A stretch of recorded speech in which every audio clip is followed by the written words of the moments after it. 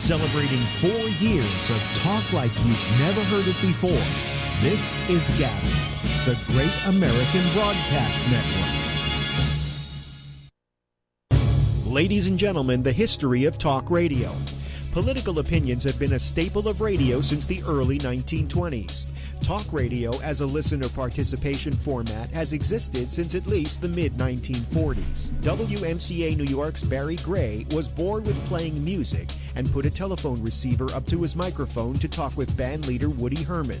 This was soon followed by listener call-ins. In 1948, disc jockey Alan Courtney began a call-in program on WGBS Miami. The Alan Courtney Open Phone Forum was a conservative and anti-communist political forum with coverage area over the southeast United States and Cuba. In the 50s, Joe Pine, John Nebel, and Gene Shepard were among the first to explore the medium.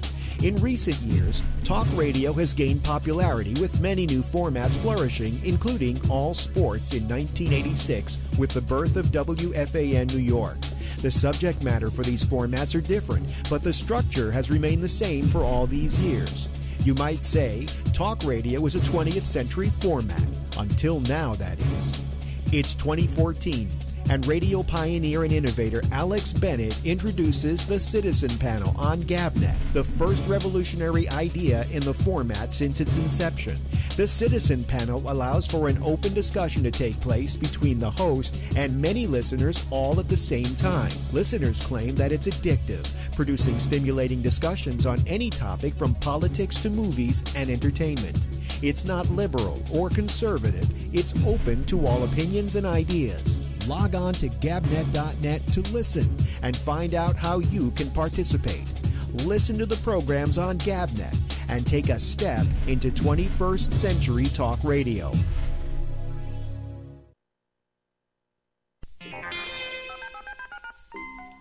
This is Jack Bishop, and I'd like to apologize for what I said last night on the GABNET program, The Intersection. If any of our GABNET listeners were angered or upset by my statements, I want to assure you that I will never speak so recklessly again. Please give me and my Intersection co-host, Amy Manuel, another chance to bring you thoughtful and varied conversation on our program, The Intersection. The Intersection is heard at midnight, Tuesday through Friday nights, here on the Great American Broadcast Network, GABNET. Hey everybody, this is Alex Bennett, host of the Ramble, heard here and seen here on GABNET, Tuesday through Fridays, live at 10 p.m. Eastern Time, and I got some big news for you. Our program has moved its live video from Facebook Live to YouTube Live. After extensive tests in our GABNET laboratories of at least 10 minutes, our mind was made up and we've come to the conclusion that YouTube is superior not only in video quality, but audio as well. And then there's the ease of watching it. Here's what you do. Simply point your browser to youtube.com/Bolo Bennett/live. That's youtube.com/Bolo Bennett, BOLOBENNETT/live. And you're there. The player is waiting, and you do nothing, and when the show begins, so does the player. Couldn't be simpler. In fact, tag that page as a permanent tab on your browser, and you're ready to go. And if all of this is too vexing for you, well, just go to gabnet.net near showtime, and the player in the middle of the page will start to play when we're on. We're thrilled with the new quality our move has provided, and while you're there, would you do me a favor and please subscribe to our channel? No, I beg you to. Hey, listen to me, I'm groveling, okay? I know, it's pathetic. I'm sorry, I'm debasing myself, and I really shouldn't be. Please. Celebrating 4 years of talk like you've never heard it before. This is GABNET, the Great American Broadcast Network.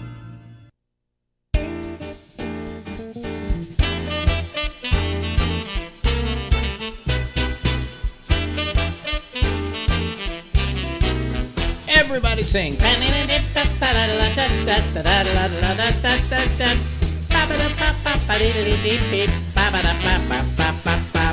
Hey everybody, hello, how are you? I'm Alex Bennett, and this is the Ramble, a little program that goes on until midnight tonight, and we hope you will be enjoying it. And I am joined this evening, I almost wasn't, by... Actually, these cameras don't match each other very well. I'll have to work on them during the week. Yours looks different than mine. See, slightly. I have mine worked out now, so it looks good, and yours, so it makes you look really. You look tired. I'm exhausted and I don't feel well, and I asked to be excused tonight, and you put on a pissy fit, and I didn't put on yes, a hissy. No, did. I didn't put on a hissy. You see fit. what I put on the bear? What'd you put on the bear? What? The Civic outfit. Oh! Why it fits the bear? Yeah. I see. So you put something on. When did you do that? This afternoon. Really? Oh, Yeah. okay. No, I don't want to be here tonight. I'm sick. My back hurts. It's pouring rain. It's freezing out, and I'm just exhausted. You know why you feel that way? Why? Because you're an old lady. Well, that's true too. Well, the weather has been just... Oh my God, we had a nor'easter here. Yeah. I mean, that's major. Damn Sure major. was. You bet your life it's a major. It's but it was... A guy in my office told me that if I took a subway this to this place, and then I got on the B to come home, I wouldn't have to walk outside in the rain, and it worked. Wait a minute, where did you get on the train? Right below my office building, I got on the E. The E. And got off one stop later at 7th Avenue and changed for the B. Oh. You didn't know that, did you? No. Okay, well, that's good. And I didn't have... The only time I had to walk out in the rain was when I came out. I had to walk a city block, and it was pouring and windy, and my umbrella went inside out. You said that it was kind of damp in the subway too. Because there was water all over the floor from people's boots and umbrellas. Yeah, so yeah, it's pretty crummy out there. And cold then it started snowing. But it started snowing, this kind of snow where you got to know that it wet was, snow. That by the time it hits the street, it's water. No, it wasn't also that it was wet. Snow usually goes one way, it goes the other, it comes straight down. This was going like this. All over the place, because, well, it was a nor'easter. Yeah. Is it still snowing out there? I haven't looked. No. Anyway, I've got sinuses. Oh, here we go. Where's the music? Where's Alex's medical update music, please? Do I need to? Maybe I should get the music together. I think you should. Call Alex's medical update. Alex's medical update. Update, yeah. So, yeah.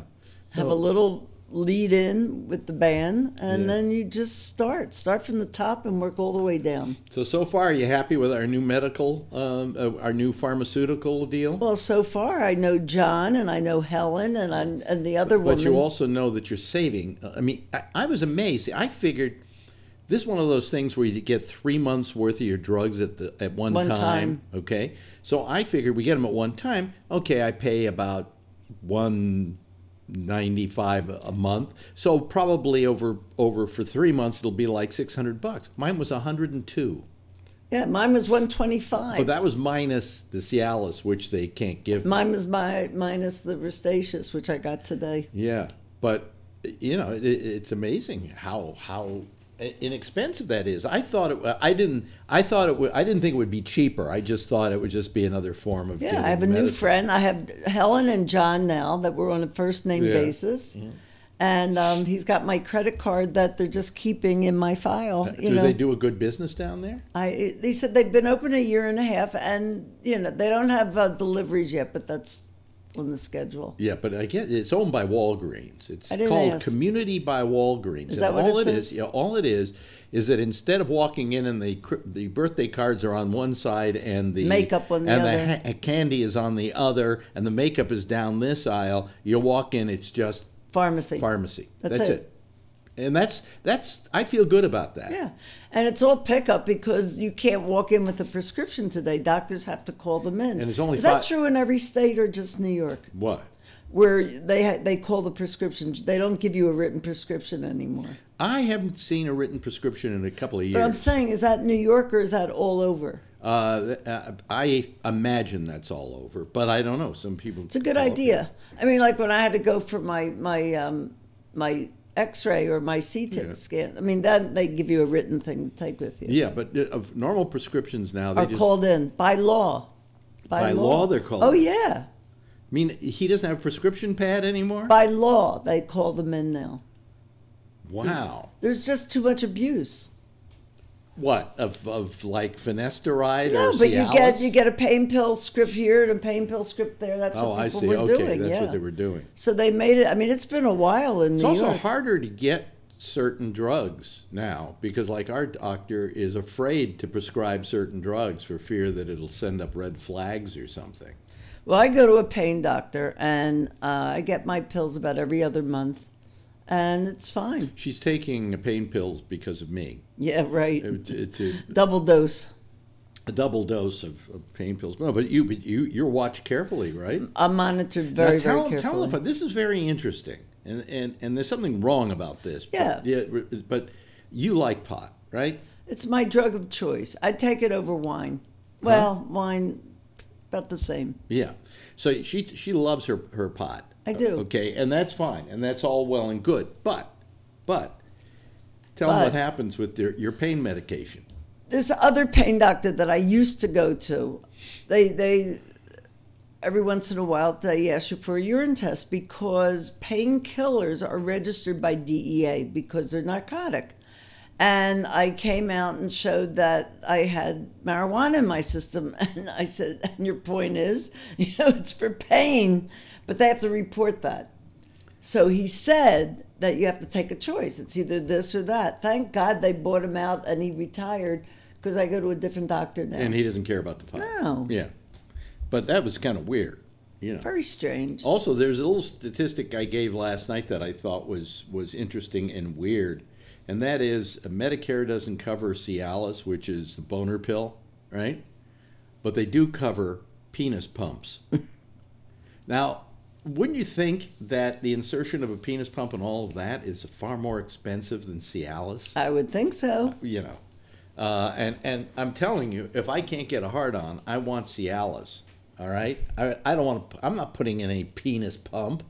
Excuse me, dear. I've got to go inflate myself. In fact, I don't know if any guy's gotten a penis pump. Have you ever asked?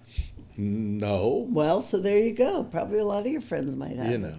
But what's wrong? Something like scratch. Sometimes the that's why I have my back scratcher. I love that back scratcher.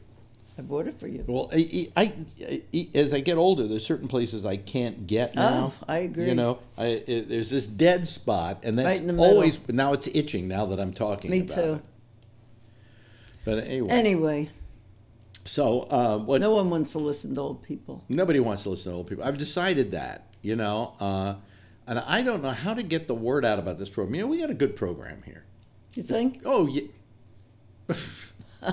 Yeah, I mean, just asking. You listen to it every day. I listen to it after Morning Joe. Mm-hmm. I used to listen to it the first thing and then miss Morning Joe. Mm-hmm. So you're after. I'm after Morning Joe. Yeah. But is it a good show still? Yeah. You say that hesitantly. No, I love your show. You know that. Yeah. Well, that's because you love me.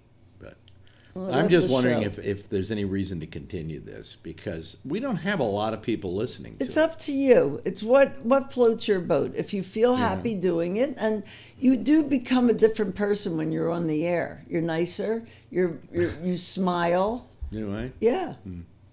So at least for a couple of hours, you're not walking around like this. Mopey Joe. Mopey Joe. Yeah. Well, woe is me. No, I just, somebody wrote me a thing on YouTube about, well, Alec, you want to get 1,000 subscribers, but that's not all. You've also got to have 2,000 hours a year of people listening to you or something like that. And they said, and at the rate you're going, you're never going to get there. He said that? Yeah. Well, you're a broadcaster. You have to have a hard shell. But I mean, I've asked people to subscribe, and it's going slow. I mean, I subscribed. We got almost 200 subscribers sined I started. Right, so what do you need, 1,000? Need 1,000, but then we need to get so many people listening that we have a number. A large. If I had 100 people at any one time, that would probably take care of it. Sure. And then you can become a YouTube partner.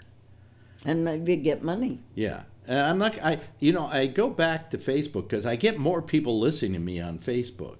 What are you looking at? I'm trying to see where your beard is, but it's like so scraggly. Well, I may give up on it. I think you should. Maybe. I think you should. But as long as it pisses you off, I think I'll keep trying. It's not that it pissed me off. It just looks terrible on you.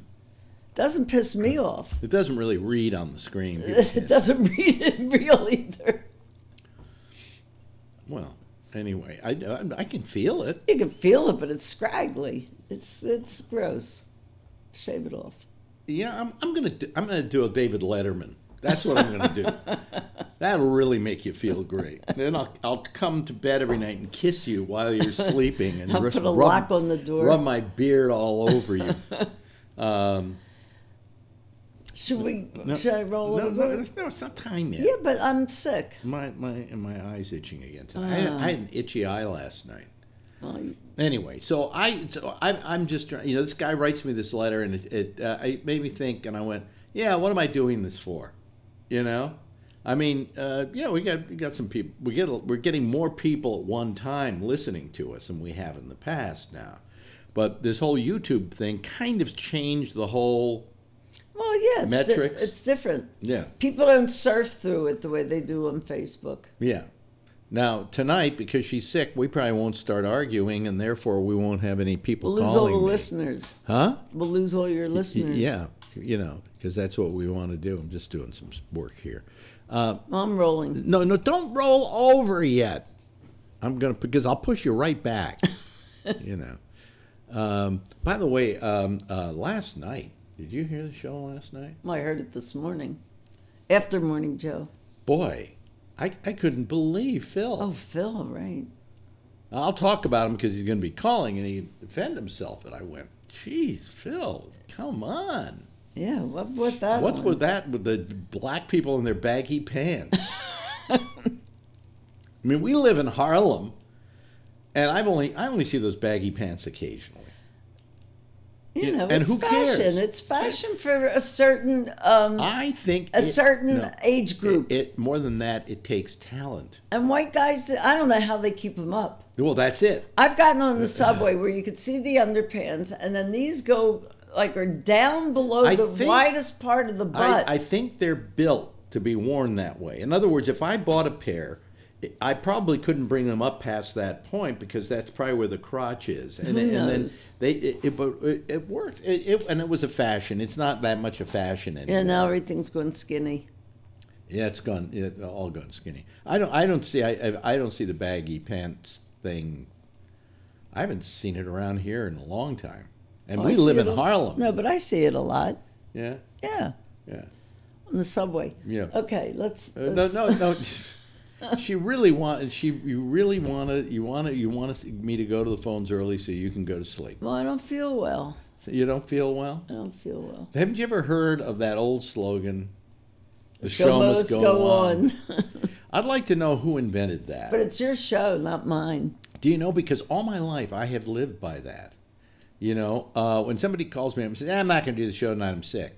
And I understand that. You're sick, you don't do it, right? I could be dying and I would do the show because I grew up with the ethic, the showbiz ethic, that the show must go on. And I got to tell anybody who takes the night off because they're sick, I'm the dumb one, okay? Because I've lived by this credo, and who knows why the show must go on. Now, if I had an audience out there that was paying good money to get it to listen to this, let's say they were paying $20 like when you go to a movie, right? Then it's a different thing. But by the way, speaking of movies, who do you think is going to win the Academy Award this year for Best Picture? I don't think it's going to be the Shape of Water. No. Although that's really my first choice. It'll probably be, what'd you say the one? I think. What was it called?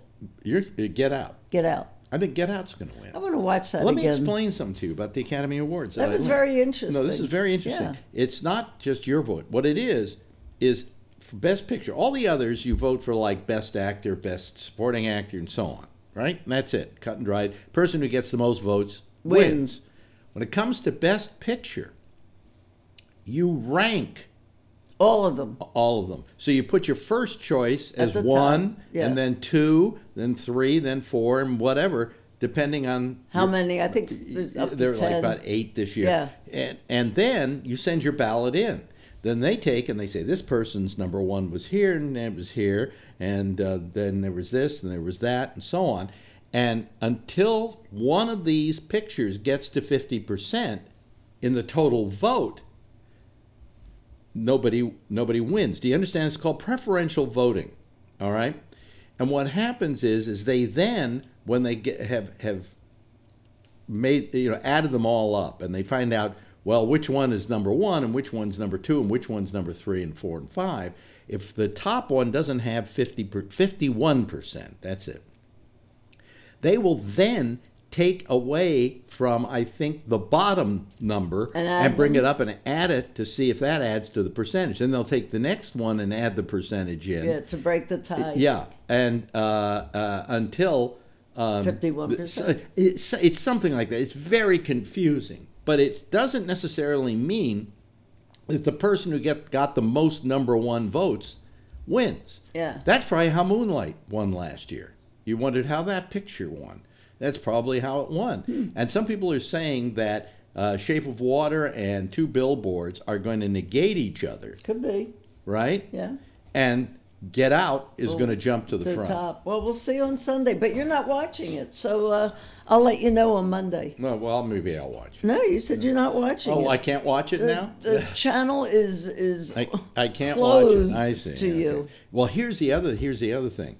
The Best Picture this year is going to be. I think that's great. It's going to be given out again by Warren Beatty and Faye Dunaway, Take who you 2. may remember Take last 2. year. They gave him the wrong envelope.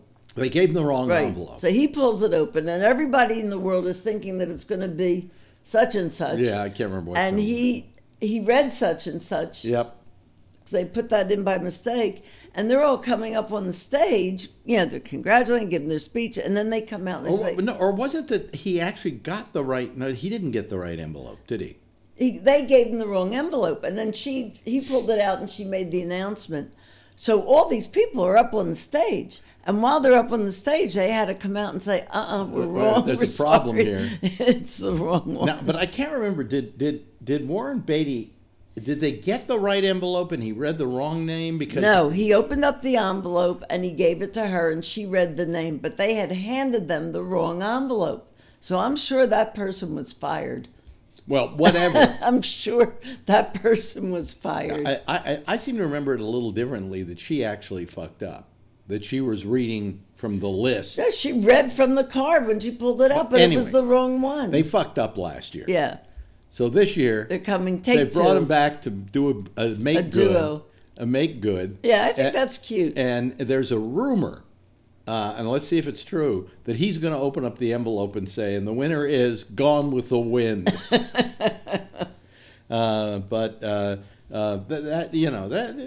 think that's nice of them to bring them back and let them make fun out of the embarrassment. Okay, it's time. No, it's not time yet.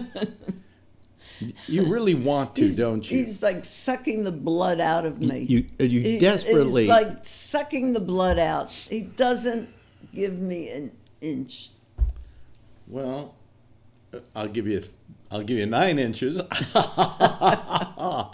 Okay. We saw a documentary tonight on Harvey Weinstein done by the BBC. Yeah, and they do good stuff because they're was he fucked? He spent most of his time dealing with allegations all these years and paying off and paying news people off so they wouldn't print it and crying. No, he learned the ability to cry. Don't write this article. It'll ruin my family. Tears. Yeah.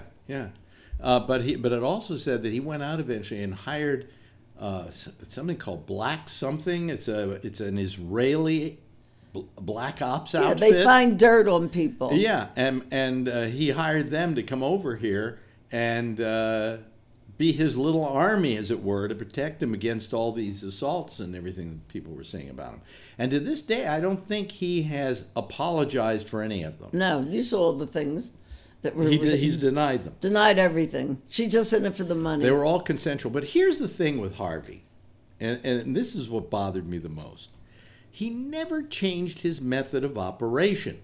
Why should he? When an open bathrobe No, and no. a fat body. He would show up. A woman would come in. He'd excuse himself. He'd go to the next room, come back in a bathrobe. Not even tied, just hanging there in his big fat And one ass. woman described it by saying that she said to him, "Harvey, you're disgusting. Harvey, you should be ashamed of yourself. It's not pretty. It's not pretty," something like that.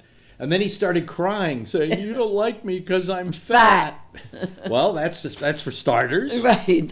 It also could be that winning personality, because people worked with him described him as being pretty much a bully. Yeah, they were as a afraid of boss. him. Yeah. You get all these young kids that are just starting out. You know, if he had been a nice guy, I think a lot of people would have been ready to defend him. Maybe. You know, it's when you're a bad guy. Like I think Ryan Seacrest is probably okay because everybody around him is defending him. Yeah, and he's still in the air and everything. Yeah. Okay. You're really determined. We'll just leave an empty box over there. Say goodbye over here. Look at this. See, she's coming from one frame, and now she's coming into the other. Move down. Gee, well, do you mind if I at least? There we go. Okay. What? Right in the middle. Right in the middle. Oh, Okay, yeah. call in, please. No, the phones aren't open yet. Well, I think you should open them. Make me. Here, let me do it. See how many people? Look at that. See, when you're on, there are a lot of people watching. So, let me see here. Where do I want to go? Oh, there I want to go. Do you know today I was doing the Michael Snyder movie reviews, and then we stopped it, and I had to do some stuff to fix it up and get it working and so on. And your point is? And I erased the whole thing. We had to redo it. Are you serious? Yeah, that's how bad I've been lately. Alex, it's just age. Don't worry. No, well, I know it's just age. That's the problem. It was either one thing or another. It was age. Yeah. And then last night I was fucking up like crazy posting the shows. I don't know. I think maybe I should retire from this. Whatever makes you happy. I just don't want to come home and have you sitting in your underwear with your bathrobe and a drool coming out of your mouth. Well, I mean, you're still wearing the pajamas from like 5 days ago. When have you ever come home and I was wearing a bathrobe? Well, your pajamas. I don't wear a bathrobe. Your pajamas. Well, these are not pajamas. You told me they're not pajamas. What are they? Pajama They're bottoms. pajamas. They really are. Jammies. Yeah. Lounging pants. Something I learned in television. By the way, the lines are open, but who cares? Please call Jeff, Brian. What was really amazing that you may not have known is that on television, it doesn't matter what you wear below your Waist. top, below the waist, because if you were to look at a lot of people on television, they're wearing jeans. Yeah. Because they really never photographed this. So when I would Except for some of the news people now, they stand up. Well, when I would get dressed for like the show I did called Log On TV, that was what it was called. I would I'd wear a nice jacket and wear a nice shirt, maybe even have a tie on, jeans, because nobody really pays attention to what goes on below there. Oh, here comes John Perulis. I have to remember how to pronounce his name. John is a newer caller, Hey, John. but he's been. Hi, good. I'm so glad you go away. I want to see both of you. Oh, really? I'll be going in about a minute and a half. Yeah, she's not feeling well tonight. And he Well, you dragged look great. me in here. Remember what Billy Crystal said? It's better to look good than to feel good.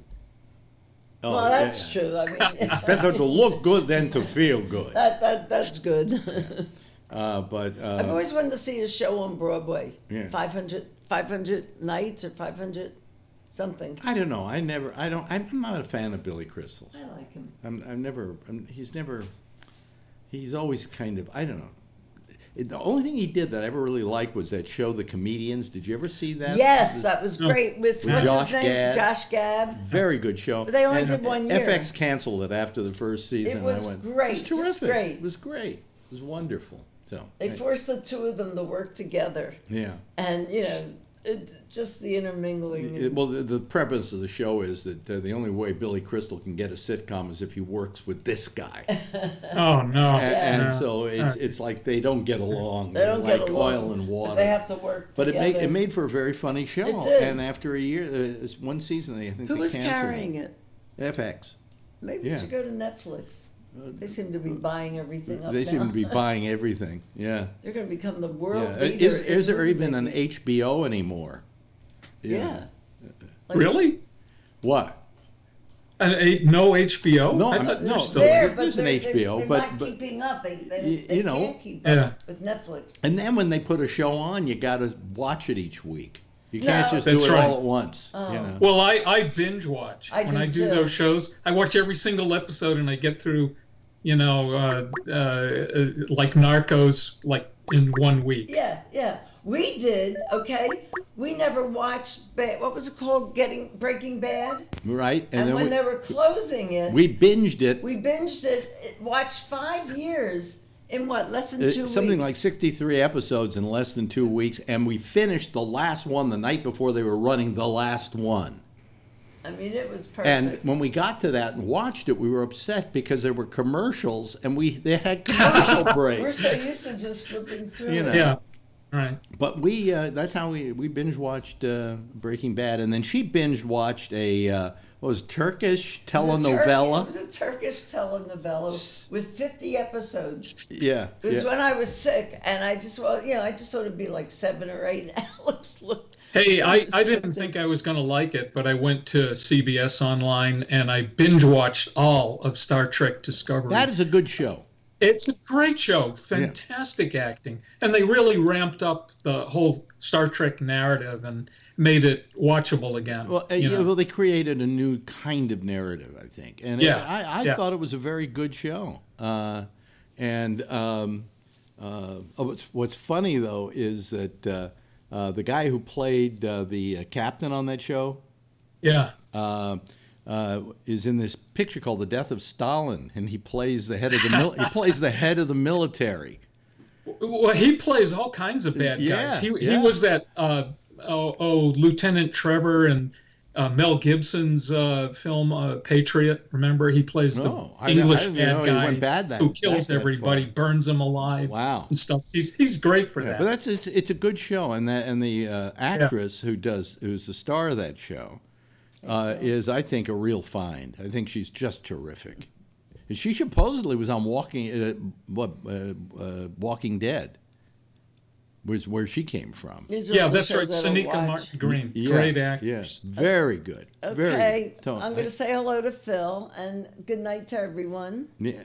Oh, don't go. I'm tired. She has to go. Next week I'll stay longer. It's 3 hours later for them. No. 1 year I'll stay. California. One night I'll stay the whole thing. Yeah, all right. You'll stay for the whole show? I'll try. Oh yeah, sure.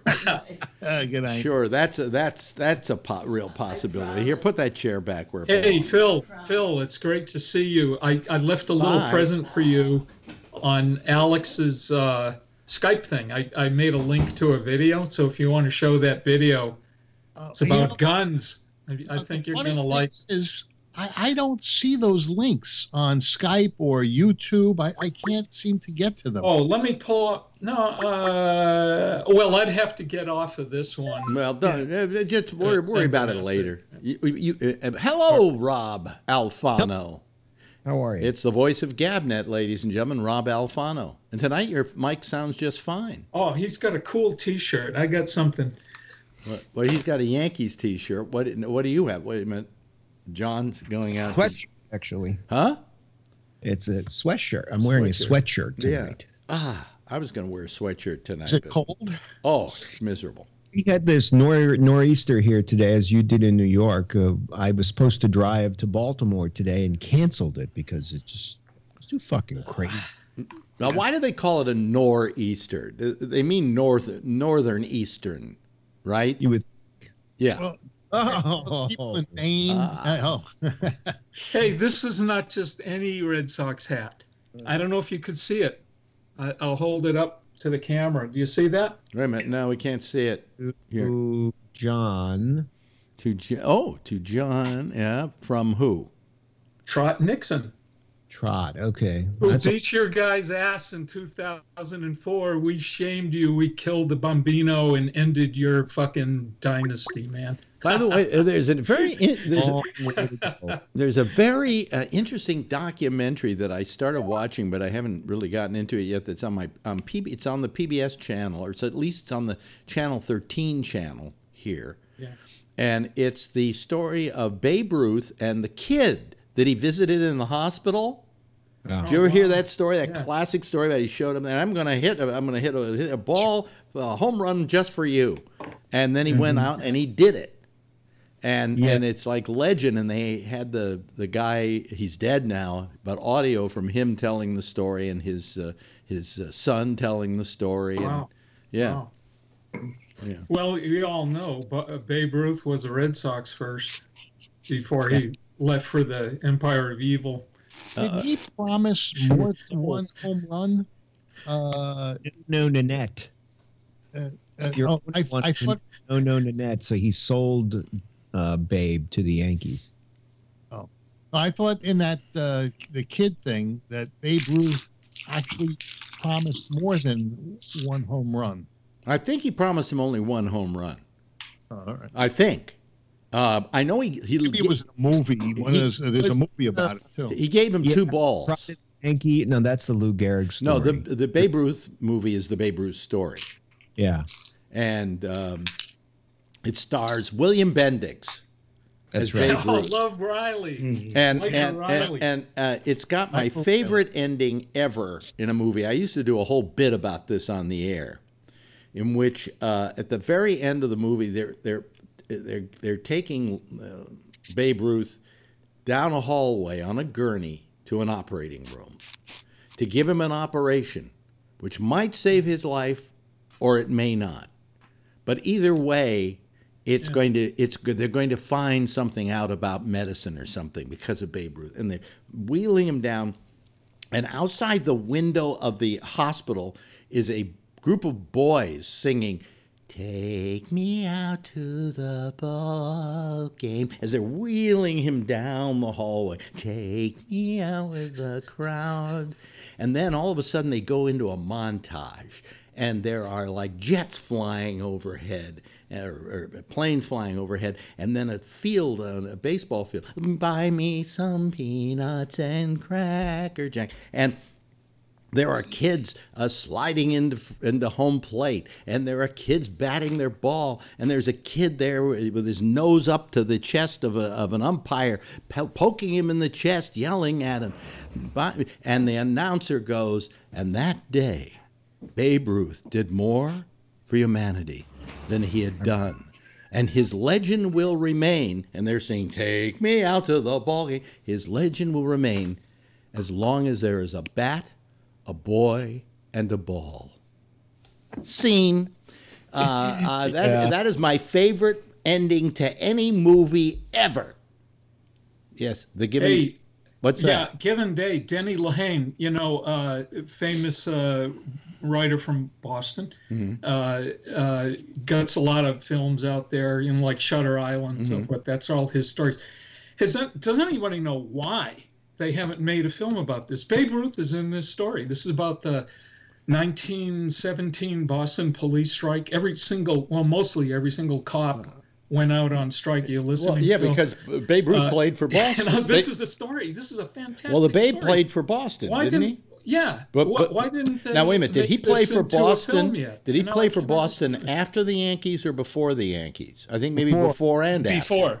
Before. No, not well. I think who was the team that Babe wanted to manage, and he was hired by after he was pretty much done, but he didn't want to retire.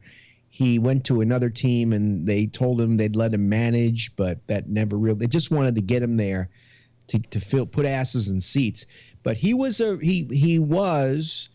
born in Baltimore, like right near the ballpark there. Yeah. He played in Boston until the owner of the Red Sox, who at the time, who was doing shows. He was putting on plays. He wanted money to do the play No Nanette.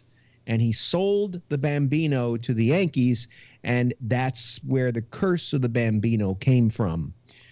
Because once he sold Babe Ruth, the Red Sox they never won till a few years ago, right? Hey, it worked for 80 years, so it must have been a good curse, you know. Yeah, but but when the Yankees finally dropped him, where did he go? Well, that's the thing. Some team hired him to be a player manager, but it turned out it was more of a publicity stunt, and he got it. You know, again, I think it's in that movie, the Bambino there that you're talking about. If not, it's in a documentary I've seen on the Babe. Might be in the documentary that I saw on Ruth, where he was just being exploited at that point. They were using him for his popularity to put asses in seats, but he was ineffective, and they weren't really letting him manage the team like he had wanted to do. He wanted to stick around and be a manager, and they didn't want him to be a manager. Hear of any of the umpires like Al Clark? He was the longest running MLB umpire. He was also Jewish. You ever hear of him? No. No. But then again, I don't follow baseball that much, but I do love the history of baseball. That's the funny part about it. I love. He gave me a shot of him and Billy Martin and signed it to me. Yeah. Yeah. Anyway. Did you take that picture? No. This is. I was still in diapers. Hey, you beat me out on props, Phil. I thought my personally signed Trot Nixon Red Sox hat from 2004. But you just trumped me. I didn't mean go down to my office and grab you, but I won't trump you. Wait a minute. Listen to Rob. He's trying to say something. Don't make me go down to my office and grab my signed Mariano Rivera baseball. All right. Well, don't let me go back to my storage locker in California and get out my hockey stick signed by all of the San Jose Sharks. You think that storage locker's still there? Oh, yeah, it is. Damien runs the storage locker. Oh, you think he dumped it all, and then he's just sending me a bill every month. I see. Okay. Yeah. Wow. So, no, but Damien did a really nice thing for me. He emptied out my old locker and put me in his company's lockers and saved me $200 a month.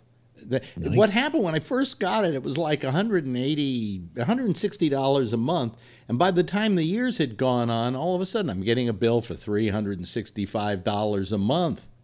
And that's how they get you. Don't ever, I'm telling you, and even Damien, if he were able to call or is listening, probably agrees with me, don't ever put stuff in storage because you'll never take it out. My house. I went from a two-car garage to an apartment building with just an underground parking thing. Yeah. So I had to find a place for my motorcycle. Yeah. So I rented a storage unit that I could drive the motorcycle into that was convenient to get to. Yeah. That's what It's gone up in price, and it's gone up in price, and gone up in price. Well, if I had money to invest, I would invest in a storage facility. Yeah, they make sense. I mean, there's no way you're going to lose money on a storage facility. And most people, what? Low maintenance. Low maintenance. All you have to do is just collect the checks while the stuff sits there. You don't have to clean out the storage lockers. I got a story for you. I rent a storage locker for my business at Joe Gabarino's Marin Resource and Recovery Center. Yeah. You know, it's our, we in the East Coast, I grew up in the East Coast. We used to call it the dump, but now it's a recycling center. So I was there the first time, and I was going to check out the prices for the storage locker and see, if there was good security, because it's in right near San Quentin. You know, it's kind of a dicey area, right? Right. So I go to where the storage locker is, and the ground is shaking. I mean, you know, like there's some kind of big machinery coming my way or something, and I see all this diesel smoke around the corner. And then right coming at me is a goddamn Sherman tank from World War II. I'm not kidding you. It's a Sherman, and it starts rumbling, and there's a kid, driving it. And then I realized, oh man, that Joe Gabarino is a World War II buff. He buys all this stuff every 4th of July. He has a big parade in San Rafael or Novato.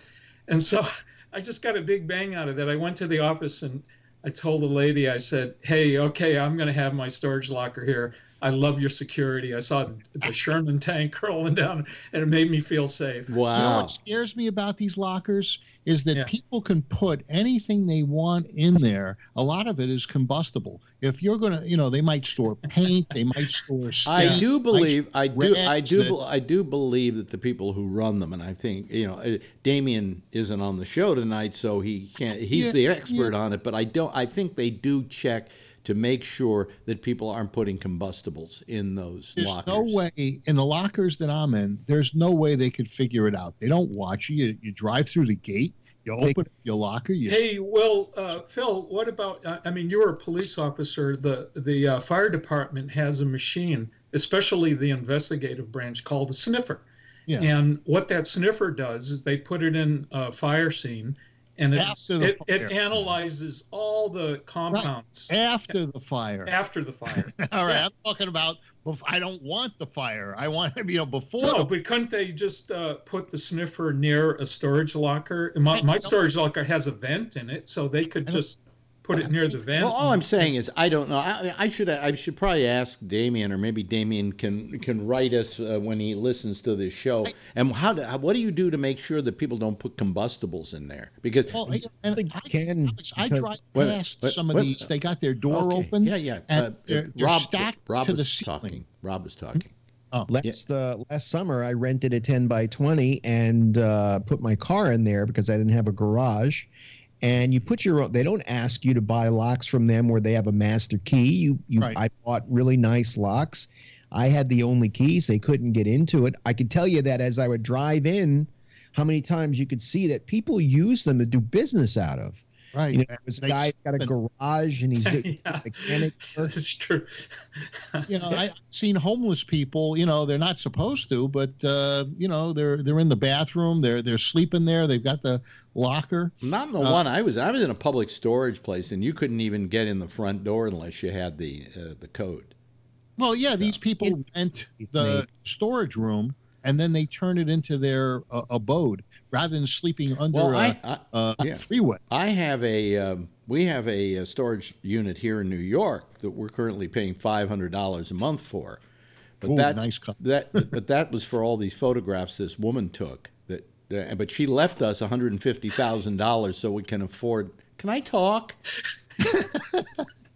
Yeah. So I can afford it without paying without worrying about the rent, because I've got $75,000 of her money to take care of them. Now this $500 a month, is it because it's hermetically sealed? It's no, it's because it's in downtown New York.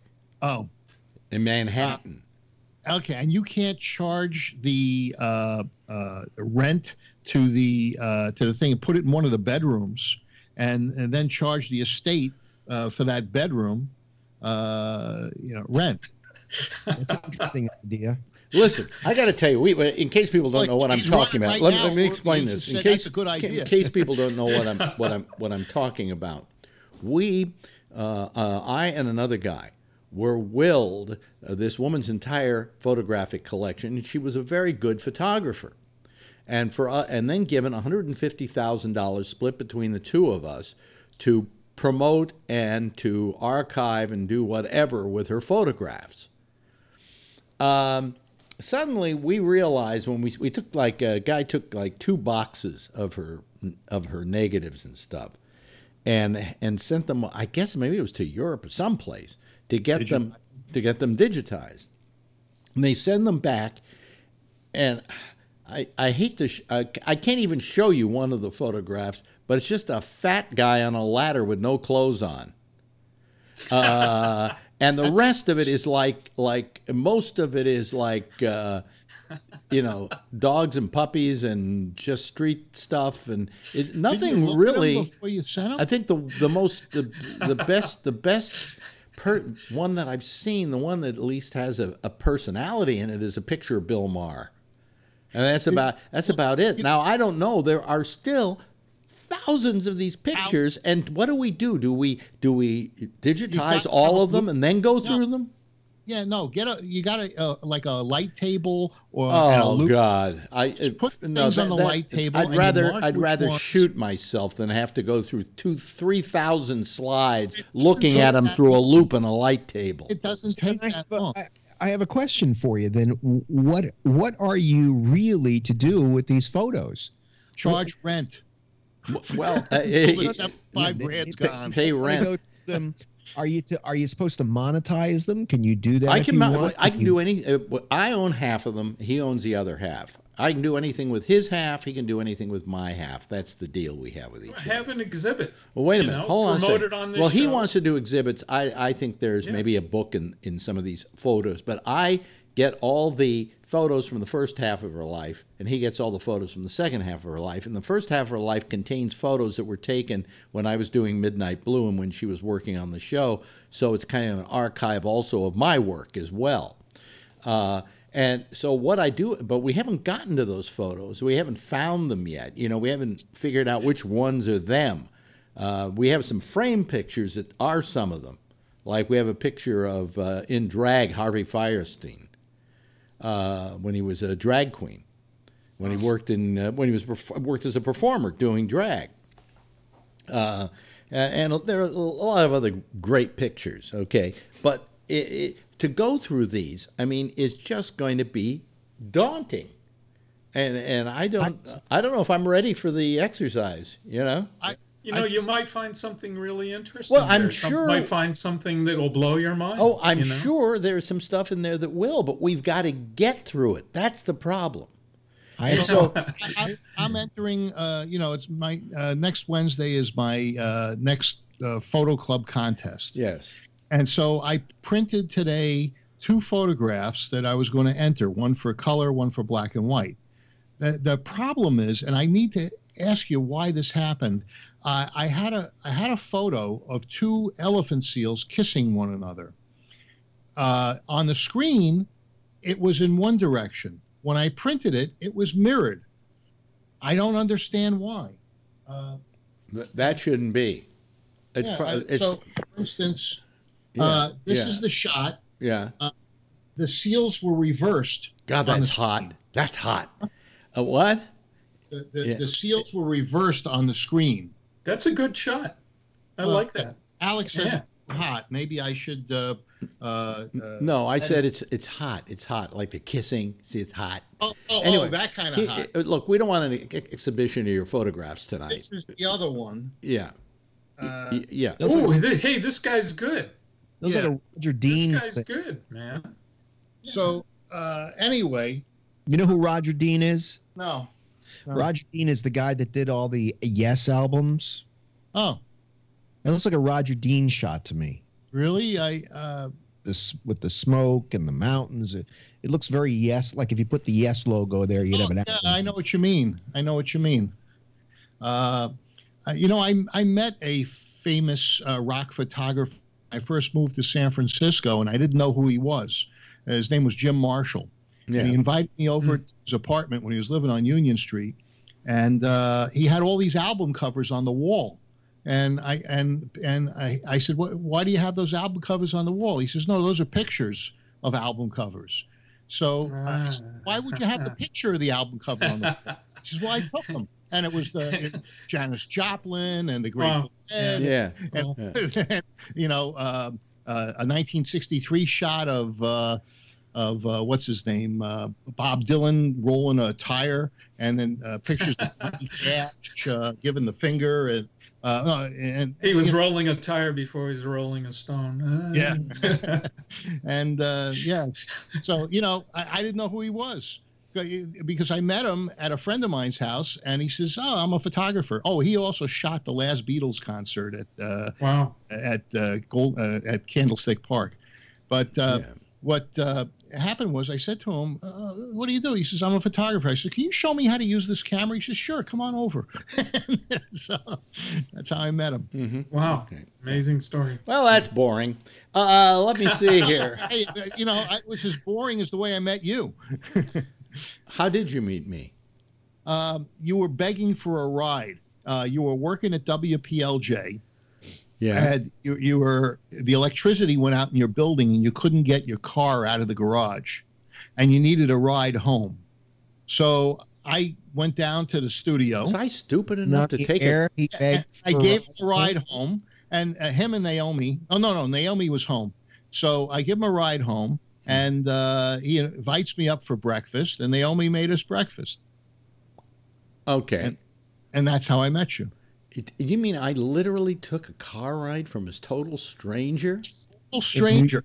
Who listened to me, worse than that, listened to me on the fucking radio and wanted to drive me home? Man, what was I thinking? Yeah. Well, hey, you were adventurous. No, I think I was stoned all the time is what I think. Well, you could have been. And but anyway, that's how I met you. That's how you met. And then you got me the gravitas, and I got the morning show at my college radio station because I had met you. Oh, because you had met me, right? What did you say? Hey, I know Alex Bennett. And no, I told them that I went down and I met him. They said, "Oh, that's great. Okay, you got the morning show." Wow. I'm the only guy that would be there at 7 in the morning. God, those were the days when I was something, Yeah. Anyway. Don't go there. And also you're still carrying on. You got to be like Spaceman Lee. Oh, and Red Sox pitcher. Yeah. I know. I don't. We're back to baseball. You've lost me now. Yeah. Bill Lee just set a record when he turned 65 some years ago, and I saw this game. I saw the game. It set a Guinness Book of Records. He was the oldest professional ball player to appear in a game. He hit a home run, and he ran some bases, and he pitched, and he did his weird sky thing. He's got this weird arcing pitch, and he actually struck guys out on it. So Alex, never say you're finished. You can set a Guinness record here. Oh yeah, you could be the longest broadcasting stupidest guy. Man in radio. He just kept going when he should have quit. Yeah. No. There are guys in show business. Hi, Kevin. By the way, Kevin, I don't know, but your camera the last couple of nights seems like you have some schmutz on it or some. Maybe it needs to be cleaned. The lens needs to be cleaned. It's because the light. Oh, the light. Oh, now you're fine. Oh, that's what it was. It was the light. Okay, now you're fine. No, here's the thing that certain people. There was a time where people would go, when I reach 65, I'm retiring. Remember that? Retirement age was 65. And one of the guys who said that was Jimmy Cagney. And 65 hit. That was it. No more movies. Finally, when he was in one movie. Wait a minute. At 80, he went. At 80, he went back and did Ragtime. Because his health was kind of failing, and his doctor suggested it would be good for him to do a movie. And so that's why he went back and did one. But, to him, his idea was, hey, you worked for 65 years. I worked my ass off in movies, tap dancing, you dirty rat, that kind of shit. And now it's time for me to get that well-deserved retirement that I'm owed. And just went into retirement. So did quite a few other people. There was a guy, what was his name? Kay Kaiser. He had he had an orchestra, and he did a thing on radio called Kay Kaiser's College of Musical Knowledge. Yeah, right? It was a weird show. I saw clips of it. It was radio, and he did some movies and stuff like that. And today, this sounds like not much, but he said, I'm going to make $1 million, and the minute I make $1 million, I'm quitting. And he made the $1 million, and he quit. That was it. Bye. See you later, folks. Some people say, as did Cagney, this is my job, and now I'm 65, and I'm retiring. Who's still working here? John, you still working? Yeah. Kevin, you're on disability, right? But you work. I was retired. You're retired. Yeah. And how old are you, Kevin? What's that? How old are you? 62. 62. Well, 61. Yeah. So you shouldn't have to retire yet, right? No, I shouldn't have to.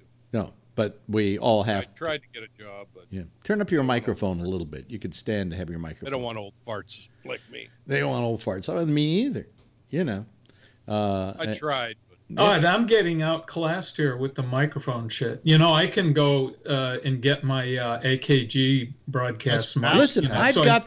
This is an AKG that I use here, which I think sounds pretty good. Yeah. You know, but it does. It sounds great. But I think part of it is his voice.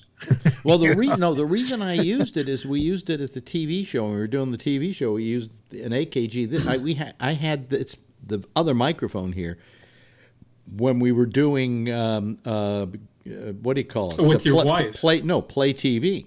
Oh, Play TV. Years ago. And then when I went to that studio, the studio was where I brought all that equipment from Play TV. Hey, I saw you. And so then I TV. bought this one to match that one, and I like it. What did you? I saw you at a convention in San Jose, I think, Yeah. and you were on Play TV, right? And I just was standing right there watching the show, so I wasn't interacting with you. But did you notice that show is just like this one?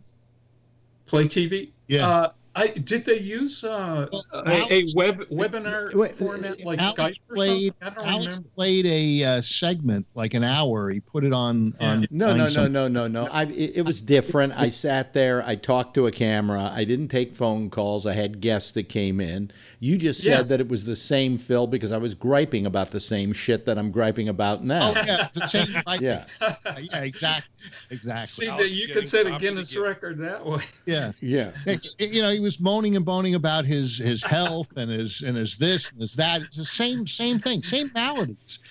Some night I'll just run that as our first hour of the show or something. You should. It was great. Oh, wait a minute. Yeah. No, wait a minute. Trouble is when I ran it, I've got to cut out stuff because there's some music in there that did not make, who do you call it? The censors. YouTube happy. Yeah. Hey, YouTube gets really pissy about that. They gave me a red flag because I do live broadcasting on YouTube. Other places. Well, too, a lot of music. They say it's okay for you to use it. It's just you cannot get any monetary benefit out of the show. Right. So yeah. And then other times it says it's. I got one the other day. I think it was for that particular thing, and the red flag read thusly: because this is copyrighted material, you can't monetize the show, but you can play the music. However, this program cannot be shown in these territories, and almost every country in the world it couldn't be shown in. So, you know, you don't want to put up a piece of video that can't be shown elsewhere. So if I edit the thing, maybe I could run it one night just for the hell of it. Yeah. We had chroma key in back of us and everything. It was really cool. Yeah. I remember that. Yeah. Well, just for the short time that I was at the convention and you were broadcasting. They had a weird kind of device for doing chroma key. What it was I had this what we call hollow. It was called hollow cloth behind me, right? And what you did on the camera in front of the lens is you put a ring that had blue lights all around a circular light ring, and then it would reflect to the wall, the hollow screen in back of you, and that would make it blue to the camera. Not to anybody else. You couldn't see it except unless you were looking through the camera. And then that's how we did the chroma key. And it was a really good chroma key, to tell you the truth. Yeah. I remember those cameras and the light rings. I thought the only people that used those were dentists, who did pictures. But the trouble with them was those rings are for macro photography. Yeah, right. And that too. But the problem with the ring was that if you're doing 2 hours of a show and there's a blue ring in front of you, after about 2 hours, your eyes kind of going boom, Hello, Ray. Oh. Hey, it's Ray. You like that? Lumix LX10 takes. Are you talking about the show that you did? They did a few years ago. Like Albert was helping you. No, that was the other thing. Yeah, that was later on. That was when I left Sirius. We went over and we did a thing out of a TV studio every day for about 7 months or something like that. It looked great too. That looked really good. It looked, I had a blue screen in back of me, and the whole set was phony, including the desk I was sitting at. But it looked good. It looked really good. Yeah, and everybody uses green now for keying. They use blue in the studio because my friend Steve liked blue, but green is really the one they use. And the reason they use green, although things are better today, but what would happen is if you had, in case people don't know what we're talking about, what happens is if you're going to put some background on you, you just simply put a blue screen. This is how they do this in movies. They use blue in the movies a lot. They use green too. And then anything they want to matte in back of you or whatever is just matted onto anything that happens to be blue. All right, you get that, ladies and gentlemen? Okay. Yep. So the reason why they went to green, they used to use blue all the time, and then they went to green, is because people would come in wearing blue jeans. It was more common for you to wear. Right. If you look at everybody here, well, look at me, I'm wearing blue. Okay. Yeah. But I probably would not be wearing the same shirt in green, or in a bright green. All right. So green became the commonplace for using, but then chroma key technology got so good that I could be wearing jeans and it wouldn't work on the chroma key. That OBS that you've got does chroma key? Yes, if I wanted to, yeah. So all you need's a piece of cloth behind you? Yeah. And some light? Yeah, but why would I want to? Why not? Why? Well, what am I going to put in back of me? Your two seals kissing? Bridge or something. What am I going to put in back of me? The two seals kissing? What? You don't get bored with the same set? This whole show is just functional. It's really supposed to be an audio show, and somehow it is so migrated now that people don't even listen to the audio anymore. I listen on TuneIn when I'm not on here. Right. Yeah.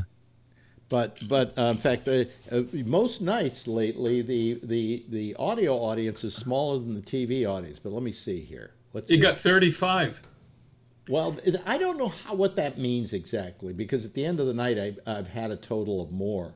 Yeah, there are about a third of the people are listening to the audio tonight. It's usually just a few minutes ago, I went on to Facebook on my Facebook page, and I posted a link to the show, and I said, hey, any of my friends want to see me on the show, just check it out. It's a good show. We're doing okay with the video tonight. And the audio, it's strange because when they go to get the audio, many of them go to Gabnet, gabnet.net, but we have the audio. You can play it there, but you can also watch the video live. So what would you rather do if you came to the page? Listen to the audio or watch the video? So, no, you want to see who's saying all this stupid shit. Well, or as we know it, assault your senses. You've been quiet tonight, Jeff. What's up with you? You're muted, Jeff. Jeff, you're muted. I can't hear myself either. I don't know what I did. Well, you're fine. I'm sorry. Yeah. Anyway, I keep it muted when I'm not talking. But anyway. Yeah. I got my new Cialis today. Oh, what? Wow, that's I had the same problem that you had. Yeah. Surprised your Gabnet. So what? 20 milligram or 5? So what happened? Your doctor had to write a letter saying you needed it. Yeah. Oh, go on the Cialis website. There's a $200 discount certificate. Good. Then I'll only have to pay $800. Well, at least if you're getting the rate, a reasonable rate, you just put that $200 certificate, just print it out. It's free. Yeah, but I haven't got that yet. How long did it take you to get your exception or whatever that's called? I'm talking to Jeff. Overnight. What? Overnight they did it? And what, your doctor just wrote him and said he needs it, and this is why he needs it? Yeah. Oh, they have a standard answer. Isn't Cialis and those, like, if you have heart issues, it's very dangerous? Yeah, I could be. I don't think so. It could be. It says on here it used to be treat pulmonary arterial hypertension. Yeah, but it also found that it took care of BPH, benign prostate hyperplasia. Oh yeah, I see that. Yeah, and it gives you a hard on. Right on. Well, you get the whole bundle. Yeah, but they won't. These companies, I'm sure they didn't say it's because Jeff can't get a hard on. They said it was because you had a large prostate, right? Because these insurance companies don't want to give it for you to get a hard on. I don't know who it is that's trying to keep the price up. Is it Pfizer who's doing it? Because the price is about maybe that punk Shirelli who's in jail now did it. You know, no, it's $325 for the daily Cialis. I mean, it's consistent. They're keeping it up, right? Yeah. Yeah. Now, on the other hand, you can buy others that are somewhat similar. Well, no, in Canada and India and things like that. Well, not like Cialis. Cialis takes care of benign prostate hyperplasia and erectile dysfunction.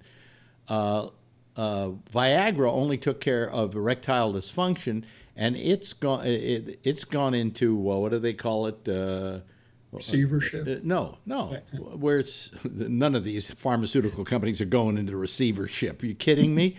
No, it's become generic, and there's a generic brand of Viagra, but there isn't yet of Cialis. It didn't work for me. It didn't work for me for the BPH. Really? Well, I pee like a racehorse with it. Yeah, I wish. I mean, I can take Flomax, and it might do the same thing, but it does. I like the hard-on part of it. That's kind of nice, you know. Are we talking about guy stuff? You women can call and talk about your vagina stuff if you want to. Candace is on here.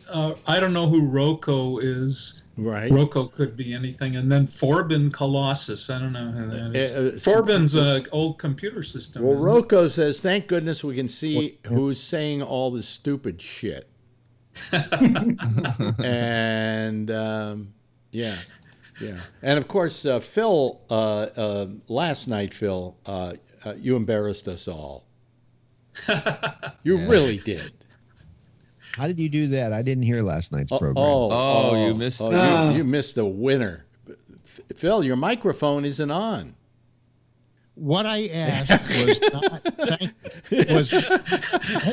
you gave me a look like, oh, fuck you, you won't pay attention to me. No, we couldn't hear you. Oh, well, thanks. Anyway, what I asked was not a racist thing. Mm-hmm. And, you know, when yes, it was. No, it wasn't. Yes, it was. Too sensitive. Tell him what you said, because Rob didn't hear it last night. The rest of us heard it last night. I asked this guy, Mario, who happens to be of the black persuasion. Yeah. So anyway, I asked him if he wore his pants, how he wore his pants. Because he said he was getting targeted. And he was getting what? Targeted? Targeted. Basically, he said he keeps his hair natural, but you don't think there's a chance that he isn't getting targeted because his skin happens to be black? Yes. And so I see. Said, okay. Look, do you think that if you don't go with like this again, Phil? Phil, you're digging it deeper. You also kept telling him he was pulling the black card. Yeah, he was. Yeah. Okay. And I accused him of pulling the white card. Hey, did you hear about the shooting today in Michigan? A black student was shot his parents, but so it was a family squabble. Well, okay. Okay, so it has nothing to do with what's been going on. Anyway, the point was that last night you exhibited a level of racism that I have not heard out of a white Jewish male in years. If a guy walks around dressed like a thug, I figure he either is or wants to be a thug. And that's the way thugs dress. They dress that way in prison, and they dress that way on the street, trying to look like a prison thug. So because somebody wears his pants a little lower than they should be. A little lower? Come on. Some of them, No, it's the way those pants are built. You can't get them up higher because that's where the crotch hits. Maybe the rap artists have pants built. Anyway, like ladies Phil, and you know gentlemen, what would be if worse you didn't hear, if if you didn't hear a it, three-piece suit, and then you wouldn't know he's a thug. Yeah, and then he That's like okay. thugs you. yeah. Then he would act like a Well, normal all I'm human saying being. to Rob, who didn't hear it last night, is that if you have a chance, go back and listen to the last half hour of last night's show. Ray asked me something tomorrow. It's what I'll listen to. Yeah. Ray asked me something that was very telling last night. He says, "Would you feel the same way about the kid, with the pants and so forth, if they were white?" And I said, "Yeah, of course I would." And it had nothing to do with black or white. It had to do with thuggism. And it's a style. It's hip hop style. I give him a hip hop style. Just because it isn't your style. I mean, when I was a kid, you remember when we were kids, we all had our style of the day because that's what it differentiated us from our parents, Nehru jackets and elephant jeans. Yeah. Elephant bell bottoms. Cool. Yeah, and you know what? Anybody who wore that clothing, I automatically pegged as a moron. Well, they were. And by the way, I had 2 Nehru jackets and one in bright green that I could have used as a chroma screen today. Right. The worst thing is, I bought that stuff when I went to London on Carnaby Street, and it was maybe a year or so before they got it in New York, and it was. I really looked out of place. I remember when I got my first leisure suit. It was a green. I never had a leisure suit. Never had a leisure years old. I thought I was. I had a badass leisure suit. Did you have a leisure suit?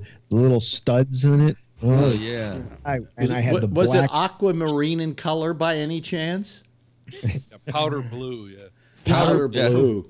Yeah. I wore a powder blue suit to the prom. Yeah, powder blue tuxedo.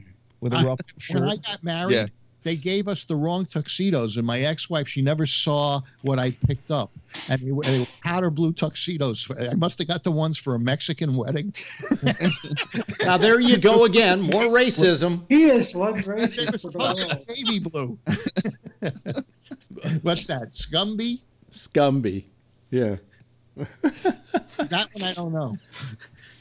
That's my Scumby shirt. It's a rare collector's item I got in San Francisco after the Gumby cartoon thing was canceled, and they created the shirt Scumby. It's a collector's item. Really? Yeah, check it out. He was once a little green ball of clay. Oh, wow. Scumby. Yeah. I always hated that show. I always hated that show. Loved it. No, and I found out why I should hate it, because it was done it was actually created to instill Christian values in kids. It was done by a real Jesus freak. Well, yeah, but he was Pope. So that's why we got this guy Clokey was his name. Can I ask Ray a question? What? He's an actor. Can you do your favorite line from any a thing that you were in? Like one right line. now? Yeah, just do it. Give me a second. Or get some kind of famous baseball, so we can banter about that. I remember one of my parts when I was in grade school. At Garfield School, they did the Christmas pageant, and since I was the only Jew in the neighborhood, they gave me the part of the innkeeper that turned Mary and Joseph away. I figured the Jesus and led them to the manger. And I remember what I did. I didn't even have anything to say. I just went, "Get out of here!" and I pointed. That was it. No soup for you. The only other play I remember, we did Arsenic and Old Lace at the Ross Valley Players Junior Theater. That's a great play. It is a great play, and I played the Boris Karloff character. Ross Valley. Oh wow. Yeah. Well, the one I have a friend who directs there all the time. Yeah. That theater though, the ceiling's too low. Is it still the bar, kind of a barn? Yeah. Yeah, they haven't changed it at all, ever. Wow. Marin Garden? Is that what you're talking about? Yeah, Marin Garden Center. Oh, shit. It's the Ross Valley Players. Yeah, that's right near you. Yeah, it is. And the adult group used to do some very good plays. I mean, they still do. Yeah. Yeah. But really good stuff. But we did, let's see here. Doctor, welcome to the home of my youth. That's all I can remember from the whole thing. In fact, I remember doing something. This is something that you do Ray can relate to this. We're doing Arsenic and Old Lace. And somehow, somewhere, I don't know where it was, I said a line that unfortunately was a line from earlier in the act, like from the beginning of the act. And so when I said that line, everybody reacted to that line, and we started the whole play from the top. We were in this is when you were a kid? Yeah, and we got into this endless cycle, and finally I just had to go curtain, and we got off. That was the longest act one in the history of Arsenic and Old Lace. I did that when I was in 7th or 8th grade myself. I had like the lead role, and I started in the wrong spot, and then we ended up having to go backwards and doing over. Well, the parents, all I can remember is the parents laughing, like, hunched over with pain and laughter. Well, my biggest at me or with me. My biggest fault in acting, and the reason I didn't become go into acting as heavily as I should have, was that I just had a hard time memorizing scripts. I mean, that's tough. Memorization is. I mean, you got to realize that you really, if you're like the lead character, you're memorizing almost the whole play, because you're not only memorizing your lines, you also have to know what everybody else's lines are, so you pick up on that line. And it wasn't until I got to television that I learned how to memorize, but it was only because we did them in short bits, and also, I realized that you didn't have to memorize. You had to see what it was, what it said, and just remember to kind of say what it said. In other words, the reason I couldn't memorize was I was afraid I couldn't memorize. So. The only thing I had to memorize was my Torah portion. Otherwise, I had never gotten through my bar mitzvah. Oh, I had somebody whispering it in my ear. Really? Oh, yeah, yeah. You have IFB in? Your what? Did you have your IFB in when they were talking? Yeah, right. To you? IFBs are earphones. He didn't have electricity when he was bar mitzvah. Very funny, very funny. But we did have one thing that worked. The lights worked for 8 days. So we had enough oil for 8 days. Yeah, well, you rode with the Maccabees, didn't you? That's a very Jewish joke, folks. I don't expect any of you to understand. Okay. Jew jokes. But I thought you disappeared for a while there to get your baseball. No, it's the slow prostate thing. That's what took so long. The slow prostate. Oh, because you don't take the Cialis. I see. I can't. Doesn't work. I tried it. Yeah. Well, you try it for a few weeks before you can. For a month. I did actually 2 months. I had 2 months worth. I took Flomax, and I found it kind of made me drowsy and stuff like that. But I found Cialis was great. Doesn't affect me at all. Yeah, Flomax works for me, but I don't like the.